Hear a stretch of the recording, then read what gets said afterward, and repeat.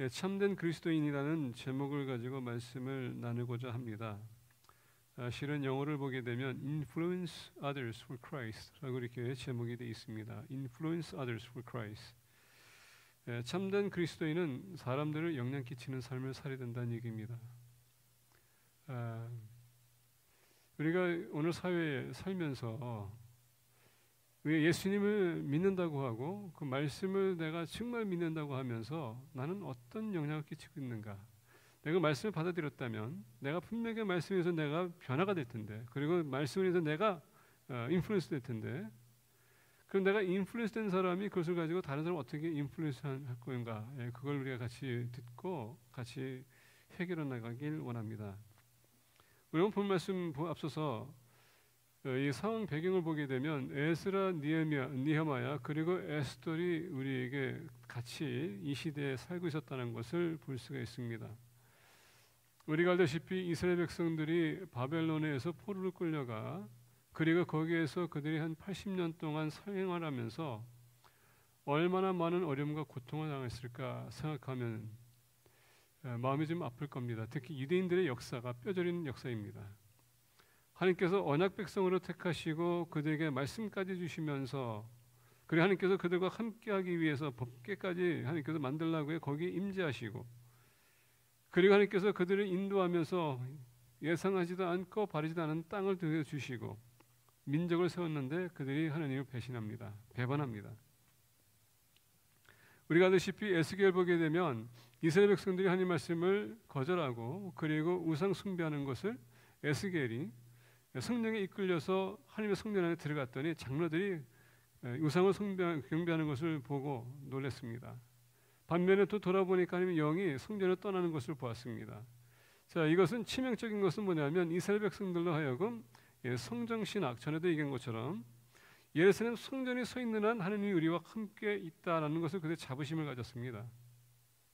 그런데 성령이 떠나는 것은 그들이 이해할 수 없는 말입니다. 성전에 있는 하나님이 거기 계실 텐데 왜 떠나는가? 근데 우리는 이 건물에 너무 애착감을 갖는 것 같습니다.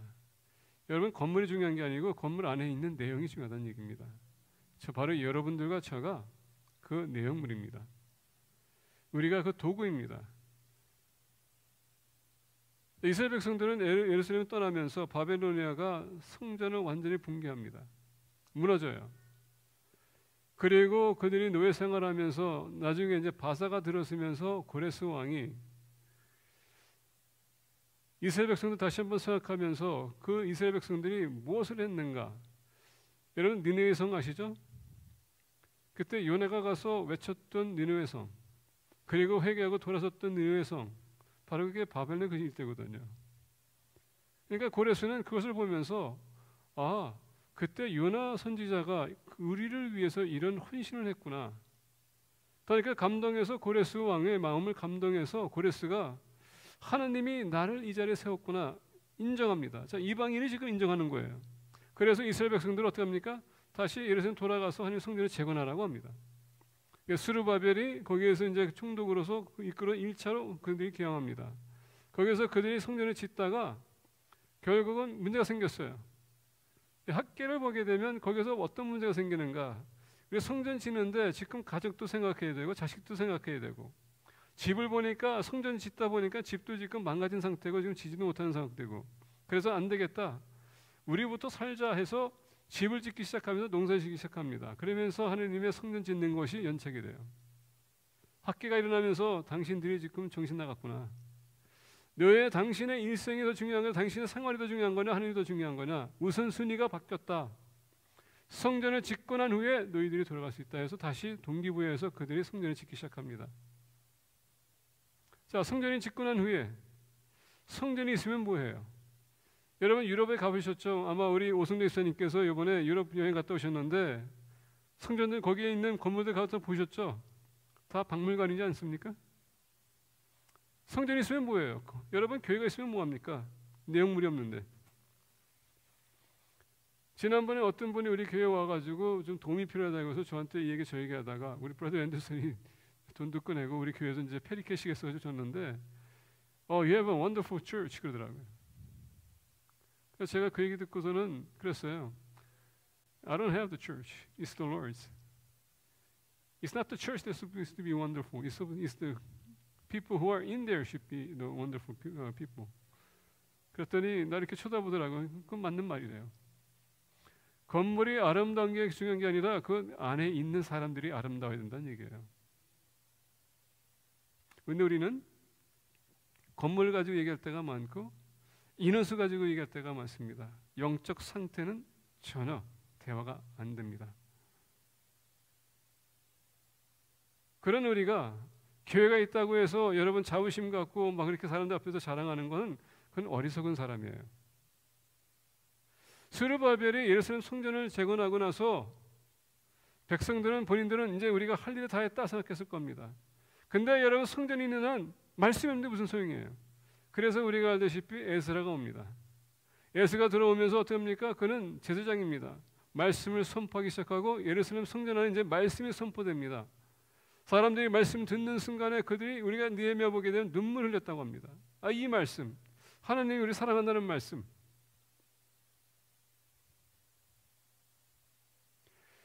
하나님의 말씀으로 인플루언스는 우리는 말씀 들을 때마다 감동이 돼야 돼요. 감동이 돼야 됩니다. 근데 여러분 감동이 되는 무슨 소용이 있습니까? 많은 사람들은 좋은 말씀 많이 들어요. 요새 우리가 인터넷 들어보면은 수많은 목사님들, 유명하신 목사님들이 나오셔가지고 얼마나 좋은 말씀 많이 하십니까? 그 말씀 우리가 막 듣고 있으면서 영적 비만. 여러분 비만이 오게 되면 어떻게 되는지 아시죠? 움직이기 힘든 겁니다. 들음으로써 모든 것이 해결되는 게 아닙니다. 듣고 있는 이스라엘 백성들에게 문제가 생겼습니다. 성전은 지었는데 성벽은 아직도 재건되지 않은 상태에서 계속 공격을 받고 있다 보니까 믿는 사람들이 힘들어지고 지치고 떨어져 나가고, 그래서 믿음을 쌓기 위해서 느헤미야의 성벽을 치라고 이제 말씀합니다.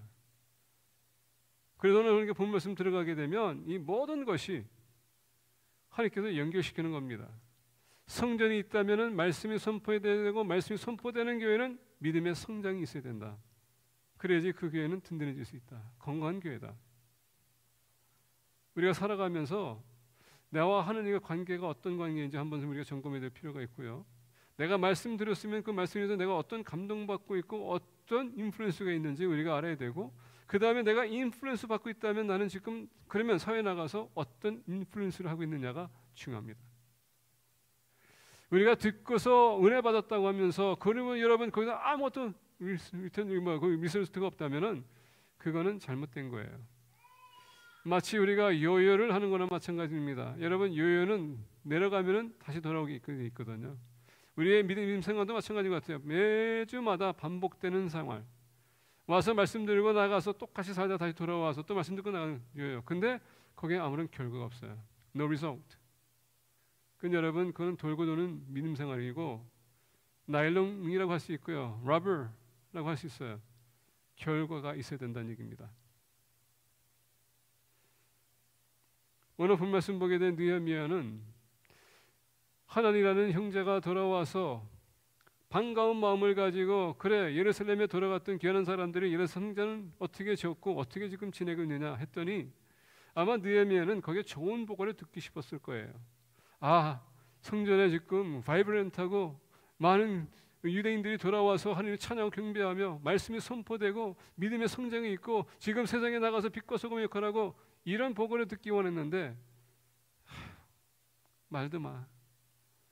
예루살렘 지금 형편없어. 지금 계속 침입당하고 불타고 있고 깨지고 상처 입고 깨지고 있고 도망가고 사람도 나오지도 않고 이게 하나님의 성전이라고 말할 수 있겠는가?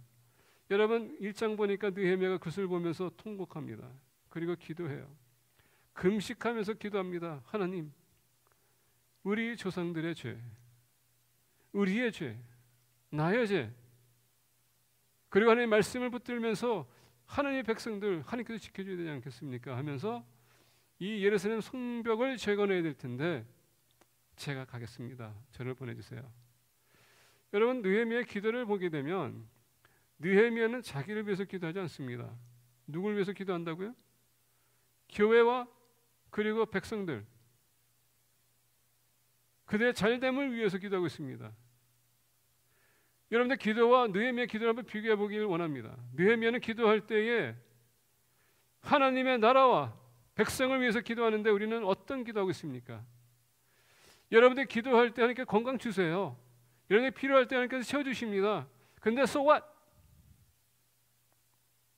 다 얻고 있음에도 불구하고 여러분들 거기에 대한 반응이 뭡니까? 하나님의 여러분 은혜를 통해서 우리가 인플루언스 받는다면 우리가 인플루언스하는 삶을 살아야 되는데 우리는 지금 영적 비만으로 우리가 제자리에 앉고 있어요. 제자리에 멈들고 있다는 얘기입니다. 그런데 느헤미야는 자기 힘에 포커스하는 게 아니라 어떻게 하면 내가 있는 위치에서 내가 하나님을 섬길 수 있을까? 내가 하나님의 뜻을 어떻게 받들 수 있을까? 하나님의 영광을 어떻게 나타낼 수 있을까? 나를 위해서 기도하는데 나를 보내주세요. 근데 느헤미야는 어떤 사람이었습니까? 술관원이었습니다. 술관원이 어떤 사람인가? 만약에 왕에게 오른편이 있고 왼편이 있다면 왼편입니다. 왜? 오른편은 아내가 있기 때문에. 왼편은 뭡니까? 제일 신임하는 사람이에요. 네, 그때 당시에 왕이 잘못하거나 왕이 싫으면은 그냥 음식에다 독 타면은 왕이 먹고 죽으면 끝이에요. 그래서 술관원은 왕이 먹는 음식을 다 먹어야 돼요. 그렇기 때문에 제일 신임하는 사람이 돼야 돼요. 느헤미야는 그가 바사에 있었지만은 고레스 왕 그 바사에 있었지만 아닥사스다 왕을 섬는 게 있었지만 그는 최선을 다해서 왕에게 신임을 얻었어요. 이스라엘 백성들이 지금 거기에서 힘든 일이 당하고 그 어려움을 당하고 있지만 그가 위치에서 왕을 받들면서 백성들을 위해서 헌신하는 그 모습, 마치 다니엘처럼 에스겔처럼 자기만을 위해서 사는 생각하는 게 아니라 다니엘은 이스라엘 백성들이 언젠가는 예루살렘에 돌아갈 텐데 그것을 위해서 기도하면서 말씀을 선포하면서 준비했던 다니엘. 에스겔은 이스라엘 백성들이 왜 이렇게 지금 어려움을 겪고 있는가, 그래서 깨우침 받으면서 준비해서 다시 돌아갈 때에 하나님 성전을 재건하는 것. 항상 포커스가 예루살렘에 있었습니다. 여러분들의 포커스는 어디 있습니까? 제가 어쨌든 이게 피곤하면 우리 집사람한테 그런 얘기예요.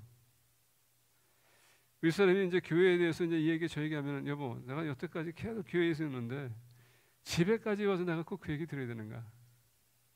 우리 집사람 하는 얘기가 뭐예요? 우리가 먹고 살고 하는 게 그건데 그거 무슨 얘기하냐고. 목회를 하고 있는데 그러면 그런 얘기하면 무슨 얘기하냐고. 그 맞는 말이에요.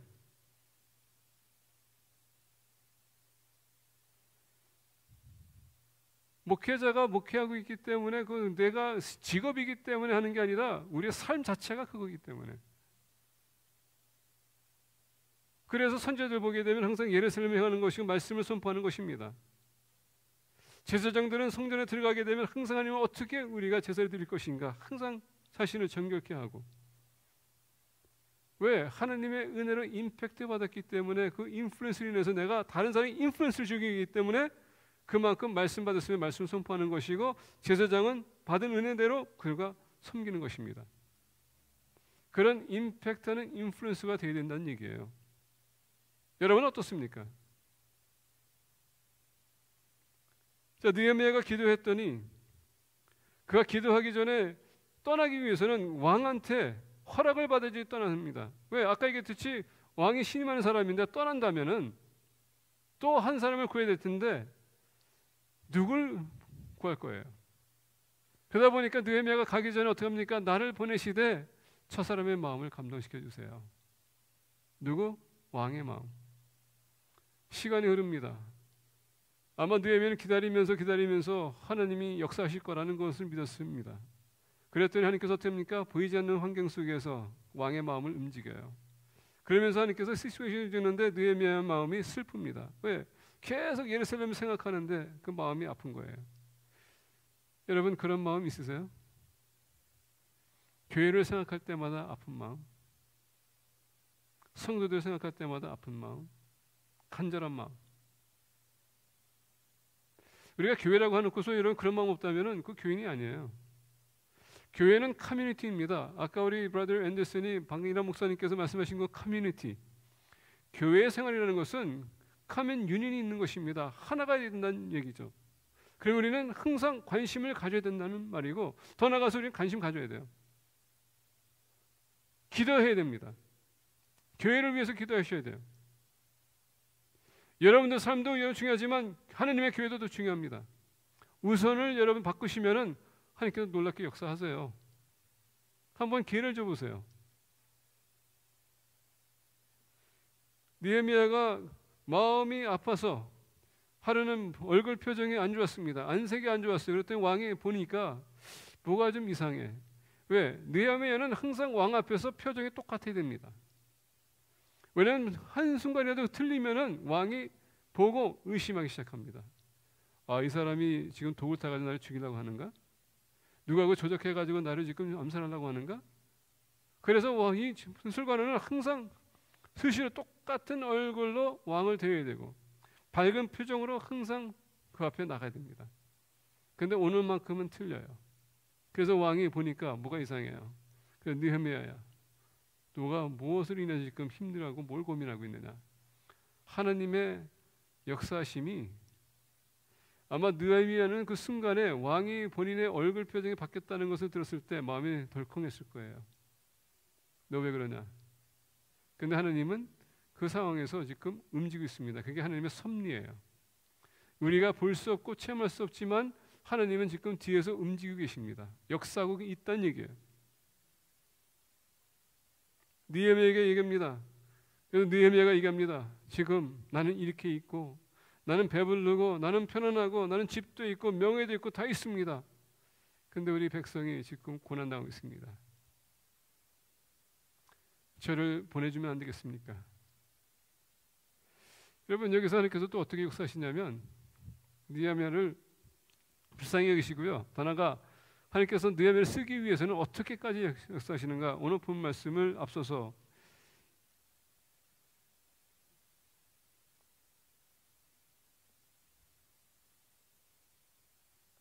1절에 보게 되면 아닥사스다 왕 제20년 니산월에 왕 앞에 포도주가 있기로 내가 그 포도주를 왕에게 드렸는데 이전에는 내가 왕 앞에서 수심이 없었더니 왕이 내게 이르시되 내가 병이 없거늘 어찌하여 얼굴에 수심이 있느냐? 이는 필연 내 마음에 근심이 있으리로다 하더라. 그때 내가 크게 두려워하여 왕께 대답하여 하되 왕은 만세수를 하옵소서. 내 조상들의 묘실이 있는 성읍이 이제까지 황폐하고 성문이 불탔사오니 내가 어찌 얼굴에 수심이 없사오리까 하니 왕이 내게 이르시되 그러면 내가 무엇을 원하느냐? 여러분, 왕이 그래요. 너가 뭘 원하느냐? 그래서 얘기합니다. 하시기로 내가 곧 하늘의 하느님께 묵도하고 왕에게 이르되 왕이 만일 좋게 여기시고 종이 왕의 목전에서 은혜를 얻어싸우면 나를 유다 땅 나의 조상들의 묘실에 있는 성읍에 보내어 그 성을 건축하게 하옵소서 하였는데 그때에 왕후도 왕 곁에 앉아 있었더라. 왕이 내게 이르시되 내가 몇 달에 다녀올 것이 길이며 어느 때에 돌아오겠느냐 하고 왕이 나를 보내기를 좋게 여기시기로 내가 기한을 정하고 내가 또 왕에게 이르되 왕이 만일 좋게 여기시거든 강 서쪽 종족들에게 내리시는 조서를 내게 주사 그들이 나를 용납하여 유다에 들어가기까지 통과하게 하시고 또 왕의 성립 감독 아삽에게 조서를 내리시사 그 성전에 속한 영문의 문과 성곽과 내가 들어갈 집을 위하여 들보로 쓸 제목을 내게 주게 하옵소서 하매 내 하나님의 선한 손이 나를 도우심으로 왕이 허락하고. 자, 여러분, 느헤미야에 보세요. 왕 앞에 나가서 지금 보내는 것뿐만 아니라 기간도 얘기하고 더 나가서 뭡니까? 내가 있어야 될 처소에 짓는 것과 그리고 모든 건축 재료가 다 필요한데 그것까지 주시고 뿐만 아니라 조서까지 내려주세요. 그랬더니 왕이 어떻게 했다고요? 허락하셨더라. 여러분, 우리가 하나님 신뢰하게 되면 하나님은 우리가 필요한 거 다 아세요. 하나님은 우리 필요한 대로 우리가 필요한 대로 채워주십니다. 문제는 뭐냐? 우리가 원하는 것이 많기 때문에 문제지 우리가 필요한 것을 구하게 되면 하나님께서 채워주신다는 얘기입니다. 근데 느헤미야는 지금 이거 보게 되면 모든 것이 지금 하나님의 성전 포커스가 거기 있어요. 자기가 아닙니다. 우리 기도 제목과 여러분의 기도 제목은 하나님의 느헤미야의 기도 제목 다시 한번 배경을 원합니다. 여러분의 기도 제목 대부분의 여러분들 기도 제목은 어디에다 포커스되어 있습니까? 나, 내 가정, 내 자녀, 내 사업, 내 비즈니스, 내 친구들, 니에미아를 보세요. 포켓은 뭡니까? 하나님의 성전, 백성, 건축, 모든 것이 하나님의 뜻을 구하는 것을 볼 수 있습니다. 하나님은 우리 필요한 걸 다 아세요. 여러분, 우리가 구하기도 전에 안다고 하셨습니다. 우리가 필요하다면 그게 채워줄 것이에요. 근데 포커스가 나에게 포커스되어 있기 때문에, 하나님의 포커스가 아니기 때문에 하나님께서 때로는 그래 너가 알아서 해봐. 왜? 우리가 다 할 수 있다고 생각하기 때문에. 하나님은 항상 뒷전에 두고 우리를 움직입니다. 그래서 하나님께서는 너가 한번 해보고 내가 필요하다면 나한테 불러봐. 이게 하나님의 답입니다.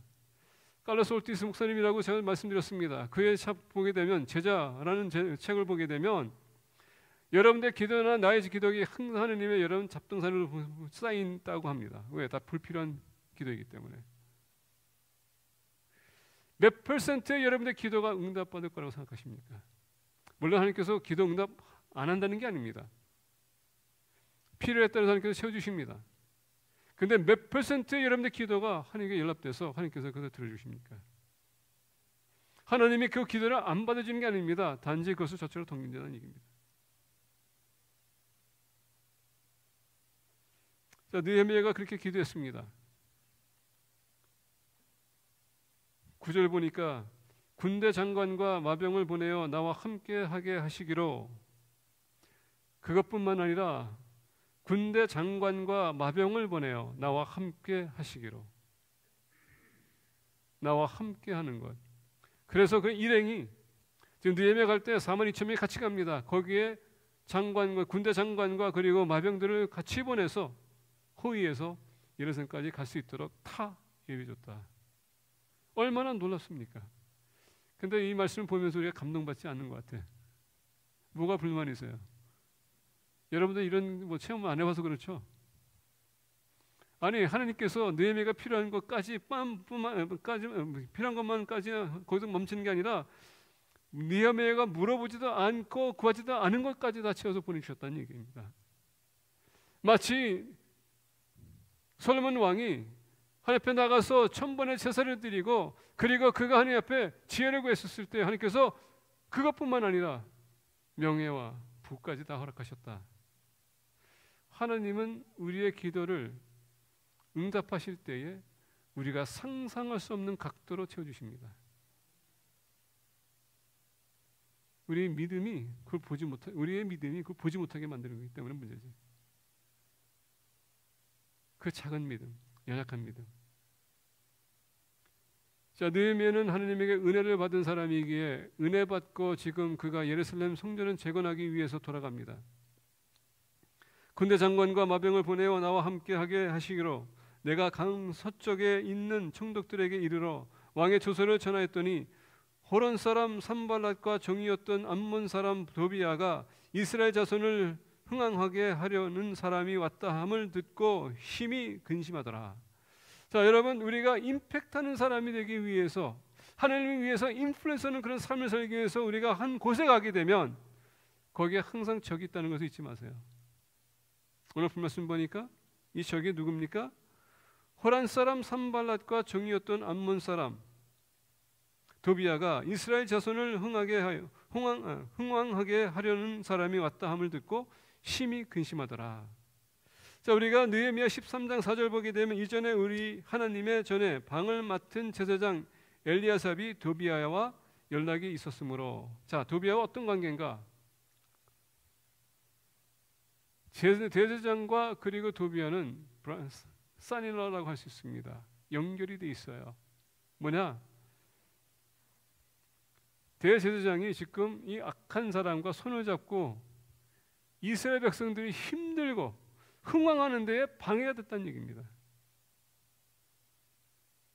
어느 누구가 교회 안에서 여러분 그 사람이 잘 되기 원하는데 거기다 여러분 힘들고 어렵게 만듭니까? 혹시 여러분들은 도비야가 아닐까? 산발랏이 아닐까? 우리 교인들이 잘 되는 것을 보지 못해가지고 가서 악담하고, 잘 되는 것을 보지 못해가지고 들어서 그렇게 소문 퍼뜨리고 시작하고 방해하고, 잘 되기 위해서 그 열심히 성경 공부 나가고 그러는데 계속 돼가지고 주제에 뭘 하겠다고 이런 말 하는 그런 사람인가?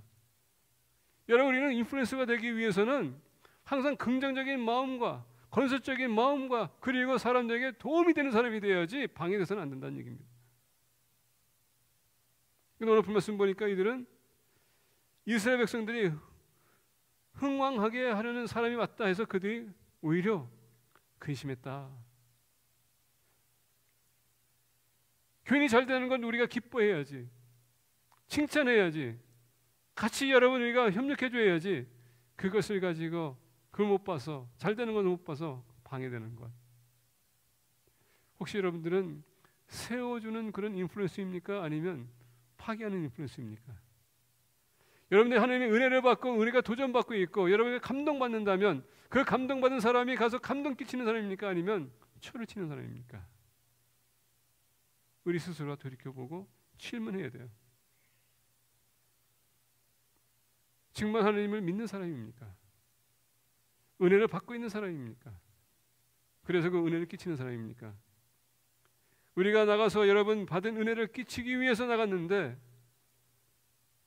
항상 우리 주변에 방해하는 사람이 있는데 오늘 말씀 보니까 이 도비야, 산발랏, 우리의 방해하는 사람이 가장 가까이 있는 사람이라는 것입니다. 우리 친척, 우리 가정, 내 친구, 심지어 교회 안에 있는 교인이 방해가 될 수 있어요. 나는 방해하는 사람입니까? 아니면 권면하는 사람입니까?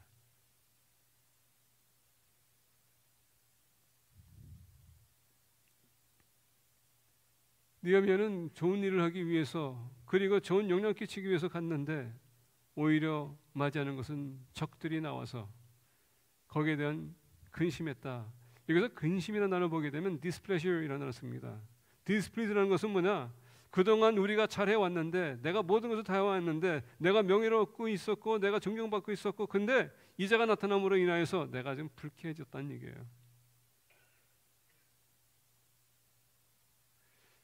우리가 예수님과 침례 요한의 상황을 보게 되면, 그래서 침례 요한이 주님의 앞서가는 자로서 길을 예비하고 닦고 그리고 천국 외쳤습니다. 주님이 오면서 어떻게 했습니까? 본인이 이제 내가 낮아져야 된다.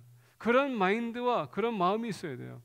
누군가가 정말 교회 유익이 된다, 덕이 된다면 여러분들이 좀 물러서서 그 사람이 할 수 있도록 우리가 권면해 줘야 돼요. 방해하는 것이 아니라. 지금 느헤미야가 온 것은 영어로 보게 되면 come to promote the welfare of the Israelites.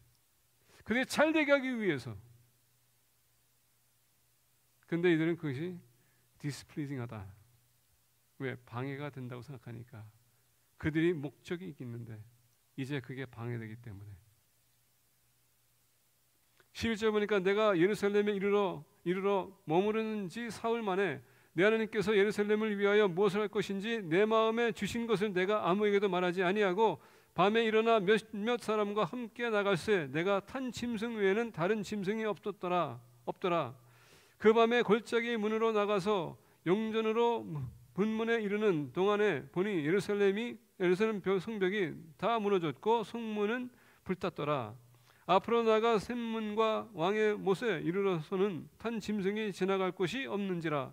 그 밤에 시내를 따라 올라가서 성벽을 살펴본 후에 돌아서 골짜기 문으로 돌아왔으나 느헤미야가 3일 머무른 지 사흘 만에 내 하나님께서 예루살렘을 위하여 무엇을 할 것인지 내 마음에 주신 것을 내가 아무에게도 말하지 아니하고. 느헤미야가 3일 후에 보니까 하나님께서 어떻게 했다고요? 말씀하셨다는 얘기입니다. 이제 느헤미야가 먼 여행을 왔기 때문에 이제 좀 어느 정도 이제 안식을 취하고 그 다음에 하나님께서 그 다음 단계를 위해서 말씀하셨다. 그 얘기.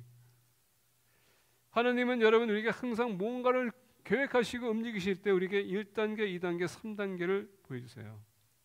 한꺼번에 다 보여주시면 우리가 힘들고 버겁기 때문에 우리를 아시는 하나님은 항상 우리의 기준에 맞춰서 움직이시는 분입니다. 자, 근데 오늘 말씀 보니까 19절에 내 하나님께서 예루살렘을 위하여 무엇을 할 것인지.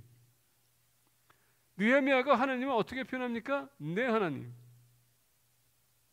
이건 다른 사람의 하나님도 아니고요, 우리 브라더 제의 하나님도 아니에요. 내 하나님.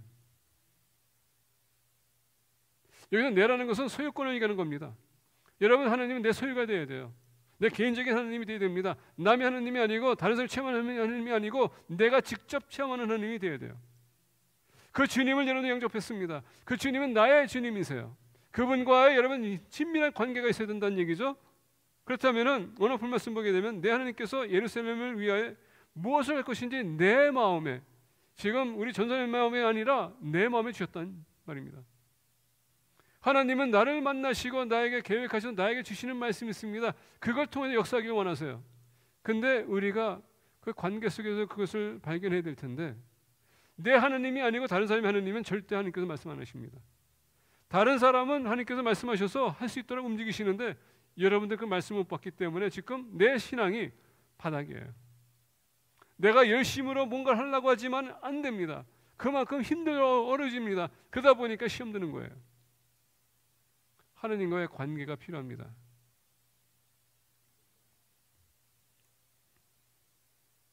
내 하나님께서 예루살렘을 위하여 무엇을 할 것인지 내 마음에 주신 것을 내가 아무에게도 말하지 아니하고 밤에 일어나 몇 사람과 함께 나갈새. 자, 여기서 보니까 하나님께서 느헤미야에게 비전을 주시고 목적을 주시고 그리고 그것을 받아들인 느헤미야는 이제 나가서 이 성벽을 어떻게 재건할 것인지 이제 어세스먼트 하기 위해서 나갑니다. 근데 나가되 혼자 가지 않고 몇몇 사람, 다도 아닙니다. 우리가 알다시피 역사적인 면에서 4만 6천 명이 2천 명이 느헤미야가 같이 왔어요. 근데 다 간 게 아니라 지금 몇몇 사람, 어떤 사람, 같은 미션, 같은 목적, 같은 뜻. 그래서 우리 사도 바울이 빌립보서 보게 되면 우리가 어떻게 된다고요? 하나님의 은혜 가운데서 사랑 안에서 우리가 한 마음, 한 뜻, 한 비전을 가지고 우리가 움직여야 된다고 했지 않습니까? 한 성령. 이와 같이 같은 비전을 가진 사람들 몇몇. 자, 보겠습니다. 사람과 함께 나갔을 때 내가 탄 짐승 외에는 다른 짐승이 없었더라. 자, 다른 짐승이 있게 되면 어떻게 됩니까? 소리를 내기 때문에 느헤미야가 짐승들이 잘 수 있는 그 시간에 나갔다는 얘기예요. 얼마나 스트래티지가 정확한지. 그 밤에 골짜기 문을 나가서, 자, 골짜기 문을 얘기합니다. 이스라엘 성전에 가게 되면 문이 12개가 있습니다. 근데 여기서 골짜기 문을 우리가 소개해줘요. 이 골짜기를 나가게 되면 예루살렘에서 가장 낮은 곳으로 내려가게 돼 있고 그 밸리를 계곡으로 내려가서 건너편으로 올라갑니다. 그러면서 예루살렘 성전 전체를 볼 수 있어요. 근데 오늘 말씀 보니까 골짜기 문은 사막의 음침한 골짜기로 다닐지라도 우리 다윗의 시편 아시죠? 그 배경이에요. 골짜기 문은 예루살렘에서 내려가야 되기 때문에 원래 험한 길이에요. 여러분, 신앙이라는 것은 험하다는 얘기입니다. 우리가 재건하기 위해서는 우리가 인생의 고통, 아픔과 고통이 다 따른다는 얘기죠. 그래서 거기서 우리가 성장할 수 있기 때문에. 그래서 믿음이라는 것은 시험이 반드시 와야 돼요. 그 험한 길을 우리가 통과하게 되면 우리 신앙은 업그레이드 됩니다. 그래서 느헤미야가 골짜기 문을 먼저 택한 겁니다. 그리고 여러분, 우리가 느헤미야를 보게 되면 예루살렘 성전에 그 문들이 있는데 그 모든 문들은 영적인 의미가 있고 신앙의 성장의 의미가 있습니다. 그 반드시 우리가 그것을 배워야 될 것이고 앞으로 시간이 되면 그 문에 대해서 제가 설명하겠습니다. 문으로 나가서 용전으로 분문에 이르는 동안에 그래서 분문이 우리에게 나옵니다. 이 분문은 영어로 얘기하면 down이라고 할 수도 있고요. 이것을 보게 되면 refuse gate입니다. 이 refuse gate는 뭐냐? 이스라엘 성전에 있는 모든 쓰레기 다 버리는 것이 이 문을 통해서 나가서 버려야 돼요. 무슨 얘기냐? 신앙의 성장이 필요하기 위해서는 우리의 죄를 다 버려야 된다는 얘기입니다. 우리의 쓴뿌리를 제거해야 된다는 얘기죠. 더 나가서 여러분, 우리가 혹시 허물이 있습니까? 우리가 회개할 것입니까? 회개를 하셔야 돼요. 그래야지 신앙의 성장이 있는 겁니다.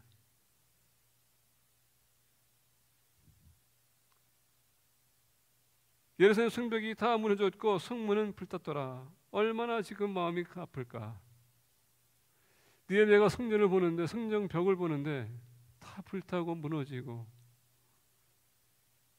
사방에 돌들이 흩어져 있고 계속 적들은 침입하고 있고 이스라엘 백성들은 거기에서 공격을 당하고 약탈당하고.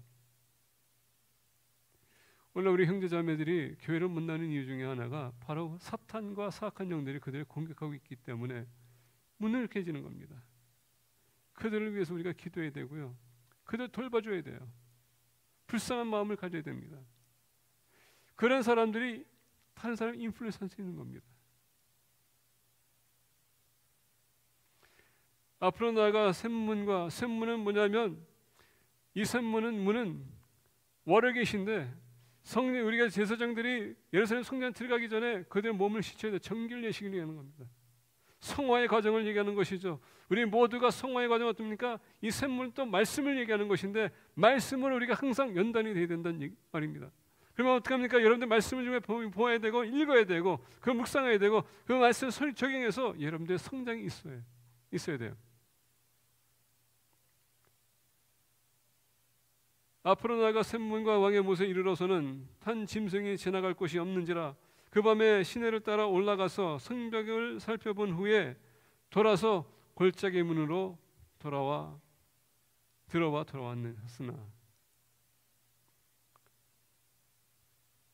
우리가 사람들 인플루언스하기 위해서는 나의 신앙 점검하는 것도 중요하고 다른 사람을 임팩트하기 위해서 여러분 나의 신앙을 먼저 돌아봐야 돼요.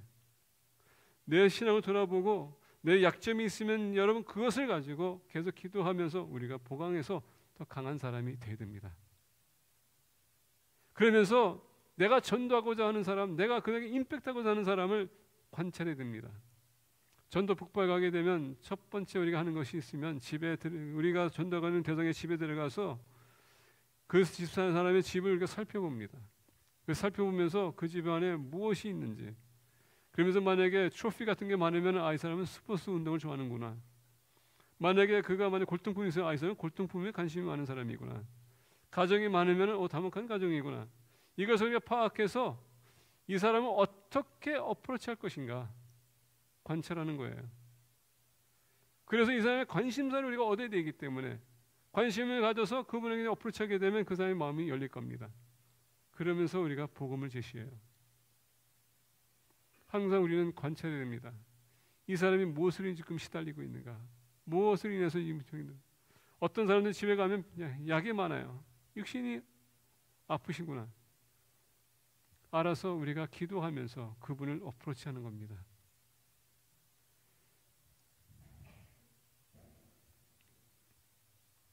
방백들은 내가 어디에 갔으며 무엇을 하였는지 알지 못하였고 나도 그 일을 유다 사람에게나 제장들에게나 귀족들에게나 방백들에게나 그 위에 일하는 자들에게 알리지 아니하다가.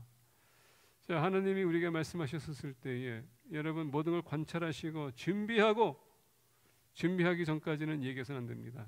왜? 준비하는 과정에 얘기하게 되면 그걸 왜 하냐? 너 시간 왜 낭비하냐? 이런 말로 우리가 시달려가지고 나중에 포기해버려요. 그래서 느헤미야는 말을 안 하고 다 본인이 보고 난 후에 그리고 준비하고 난 후에 오늘 17절 보니까 후에 그들에게 이르기를 우리가 당한 곤경은 너희도 보고 있는 바라. 예루살렘이 황폐하고 성문이 불타였으나 자 예루살렘 성을 건축하여 다시 수치를 당하지 말자 하고. 여러분 여기서 수치라는 것은 이스라엘 백성들만 수치당하는 게 아니라 하나님이 수치를 당하고 있는 것입니다. 왜? 여러분들은 하나님의 백성이기 때문에. 그래서 어떻게 합니까? 또 그들에게 하나님의 선한 손이 나를 도우신 일과 왕이 내게 이런 말씀을 전하였더니 그들의 말이 일어나 건축하자 하고 모든 힘을 내어 이 선한 일을 하려 하며 동기부여를 했다고 우리에게 전해주고 있습니다. 여러분들은 사람들에게 권면하는 사람입니까? 아니면 그 사람을 비난하고 그 사람을 뭉기는 사람입니까? 자존심을 상하게 만드는 사람입니까? 그 사람의 자존심을 살려주는 사람입니까? 인플루언서하는 사람은 주님이 내가 죄인 됐었을 때 나를 그 모습 그대로 받아들여서 나를 하나님께서 받아주시고 품어주시고 주님의 자녀 삼아주셨다면 우리는 모든 사람들을 그렇게 품을 수 있는 사람이 되어야 돼요. 권면해줘야 됩니다. 나는 권면하는 사람인가 아니면 책망하는 사람인가? 여러분 우리가 사람을 세워도요 나에게 유익한 사람인가 아니면 나에게 불편을 끼치는 사람인가 생각해야 됩니다. 다 좋은 게 아니에요. 우리 모임이 좋아가지고 거기 있는데 여러분들 신앙을 죽이는 사람이라면 멀리 하세요. 아무리 먹는 게 좋아도 우리 영혼이 죽는데 왜 같이 있어요? 하나님과 더 가까이 나가려고 하는데 여러분 거기서 나가서 야 우리 그렇게 하지 말고 저쪽 가 이렇게 여러분 유도해서 하나님 가까이 나가는데 방해하는 사람 왜 만나요? 그 사람한테 지배받지 말고 그냥 지배해서 끌고 나가야죠.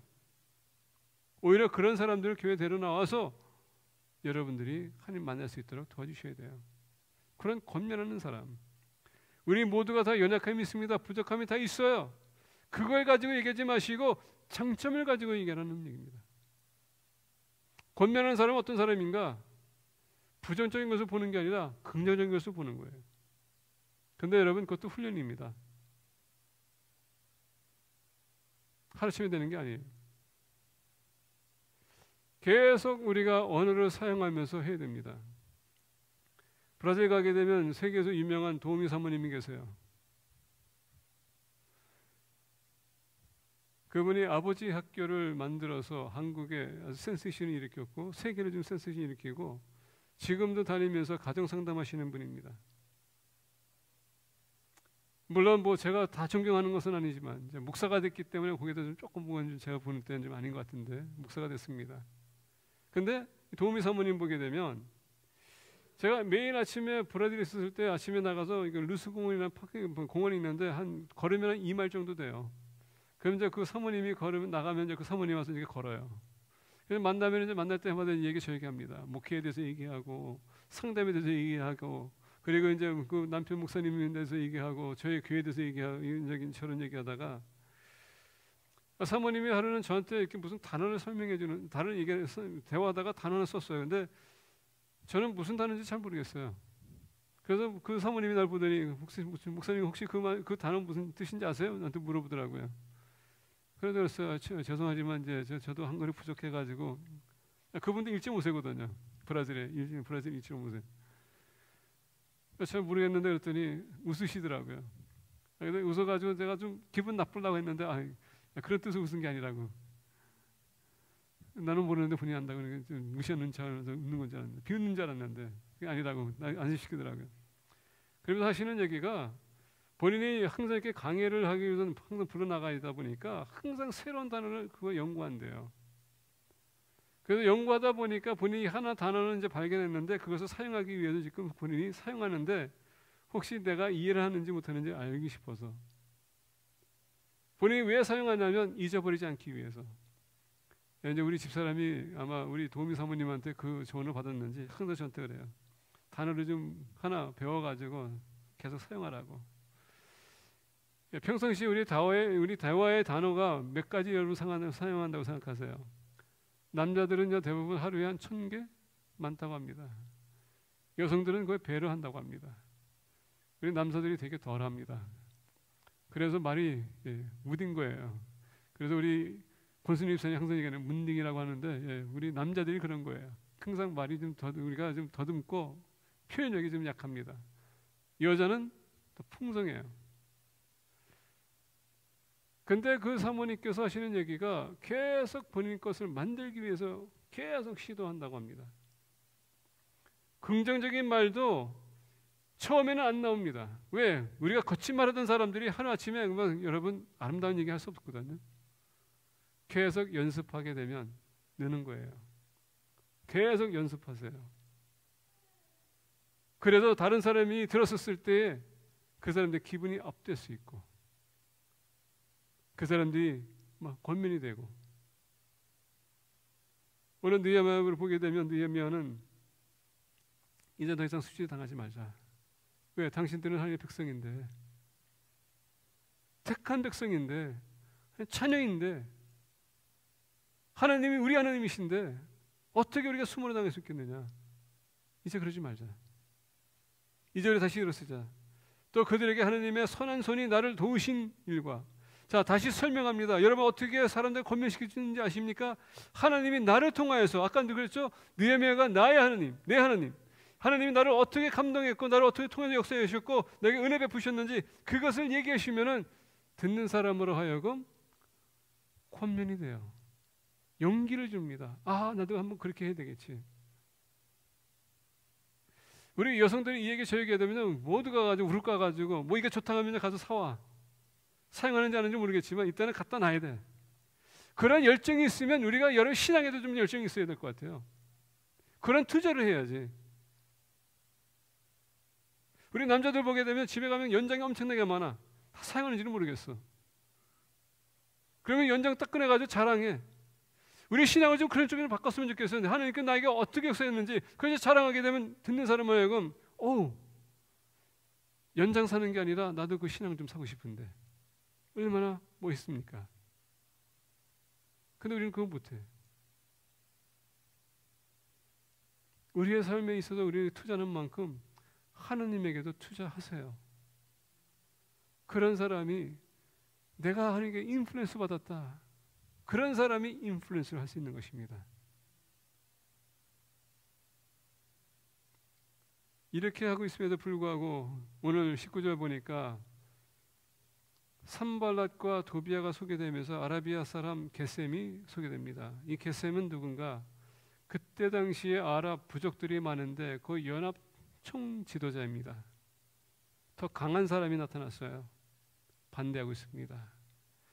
여러분, 한 영혼을 주님께로 인도하기 위해서, 한 사람을 주님을 만나게 하기 위해서, 우리가 그에게 은혜를 끼치기 위해서 준비하고 가게 되면 사단은 더 악한 사람을 붙여줍니다. 왜? 방해되기 때문에. 그럼에도 불구하고 우리가 은혜 받은 사람이라면 후퇴해서는 안 됩니다. 앞으로 전진해야 돼요. 내가 인플루언스 해야 되겠다는 사람, 여러분, 그 사람은 우리가 잡는 순간에 끝까지 인플루언스해서 주님을 만나게 했거나 믿음이 성장하도록 우리가 도와줘야 됩니다. 근데 거기에 대해서 오늘 본말씀 20절 보니까 이제 마칠 텐데요. 경고의 메시지가 들어갑니다. 내가 그들에게 대답해 이르되 하나님이 우리를 형통하게 하시리니 그의 종들인 우리가 일어나 건축하려니와 오직 너희에게는 예루살렘에서 아무 기업도 없고 권리도 없고 기억되는 바도 없다 하였느니라. 인플루언스 되는 사람이 될 것입니까? 아니면 디인플루언스를 하게끔 하실 겁니까? 사람들을 감동시켜서 주님께 돌아오게 할 사람입니까? 아니면 여러분들은 그 사람을 멀리 할 사람입니까? 하나님의 나라를 더욱더 확장시켜 나가는데 도움이 될 것입니까? 아니면 방해되는 사람이 될 것입니까? 믿음의 성장이 있어서 여러분 그 사람으로 하여금 성장할 수 있도록 도와줄 사람입니까? 아니면 신앙이 더욱더 바닥나게 하는 사람이 될 것입니까? 거기에 대한 경고는 뭡니까? 우리가 일어나 건축하려니와 우리는 도전받고 인플루언스 받아서 인플루언스 하는 사람이 되겠지만은 너가 그렇게 되기 원치 않는다면 오직 너에게는 예루살렘에서 아무 기업도 없고 권리도 없고 기억되는 바도 없다 하였느니라. 주님의 눈에서 없어지는 사람, 그런 사람이 되지 마세요. 주님에게 발견되기 위해서 사도 바울이 몸부림치는 것, 우리도 마찬가지로 그런 몸부림치면서 주님을 영화롭게 하는 공동체가 되기를 축복하며 인플루언스 받은 만큼 인플루언스를 끼치는 공동체가 되기를 축복합니다. 기도하겠습니다.